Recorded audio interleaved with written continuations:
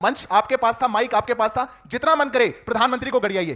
सुबह से शाम तक यही तो करते हैं, भाजपा को गड़ियाइए, मुझे गड़ियाइए, देश के साथ ना करिए। अभी बात कही भाई साहब ने, अभी उन्होंने बोला कि हमारे देश में बात ऐसी कही है जो खराब ना लगे। बहुत अच्छी बात है, काम भी ऐसा करना चाहिए जो खराब ना लगे। सिर्फ बात से थोड़ी बात बनेगी। जब सत्ता आपके पास थी, विपक्ष में बैठ करके तो कहना सब कुछ बहुत आसान है। जब सत्ता आपके पास थी, आपने क्या करा? एक उदाहरण देता हूं, पार्टी का नाम नहीं लूंगा, मैं शर्तिया कह सकता हूं, जितने आदमी बैठे हैं सब समझ जाएंगे। उत्तर प्रदेश के अंदर दंगे हुए और सरकार ने डिसाइड कर लिया कि मुआवजा एक ही धर्म के लोगों को मिलेगा। कौन सी पार्टी ने किया था? हमने तो नहीं करा।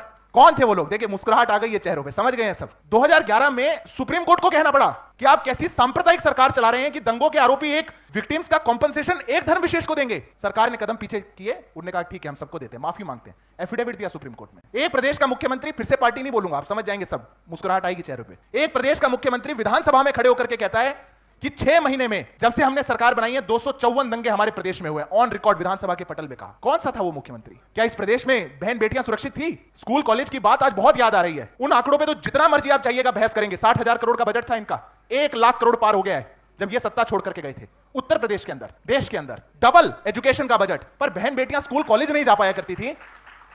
उनकी आबरू पर हाथ डालने वाले गुंडे माफिया सड़कों पे घुमा करते थे और आप जा जाके फतिया पड़ा करते थे। किसके लिए?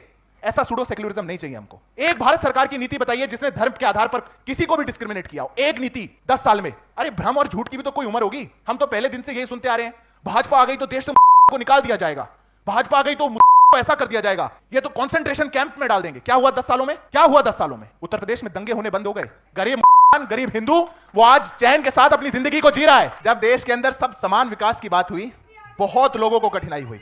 आप मुझे एक बात बता दीजिए, ये मैं कैसे मान लूं, और मैं एक युवा हूं, मैं कैसे मान लूं इस बात को कि 14 अप्रैल को भारत सरकार आचार संहिता लगने से 1 सप्ताह पहले वो ये कहते हैं कि लुटियंस दिल्ली की 123 प्रॉपर्टियां एक धर्म विशेष के वक्फ को दे दी जाए। मैं कैसे मान लूं इस बात को?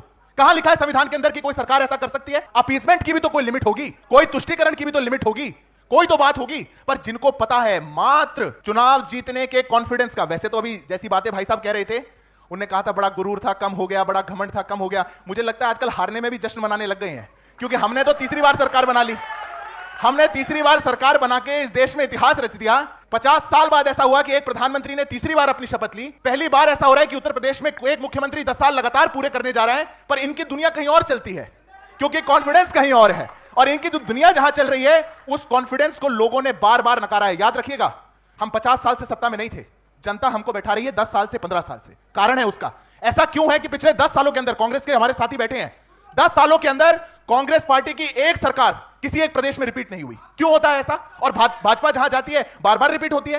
भाजपा जहां जाती है, क्योंकि ये लोग जहां चुन के आ जाते हैं एक बार, जनता इनको वापस देख नहीं सकती। लूट खसोट क्या हुआ हिमाचल में, क्या हो रहा है कर्नाटक में, इकोनॉमिक पॉलिसी उत्तर प्रदेश में याद आ रही है। कर्नाटक के अंदर बेंगलुरु की सड़कें साफ होनी बंद हो गई, निगम ने कह दिया पैसा नहीं है, कह करके आए थे कि फ्री सबको बस सेवा देंगे, महिलाओं को सारे बस के प्राइस बढ़ा दिए। सरकार बनते ही 1 साल के अंदर 1200 किसानों ने दी। पर विपक्ष में अच्छी अच्छी बातें हैं, क्योंकि सत्ता आते ही तो सब कुछ लूट खाएंगे, ले जाएंगे, अपना घर भर लेंगे, किसी को नहीं देखेंगे। ये जो विचार है, जनता ने इस विचार को हराया है, इसलिए भारतीय जनता पार्टी को इस विकसित भारत के नारे को हमको मजबूत करने का काम किया और हमको वोट दिया है।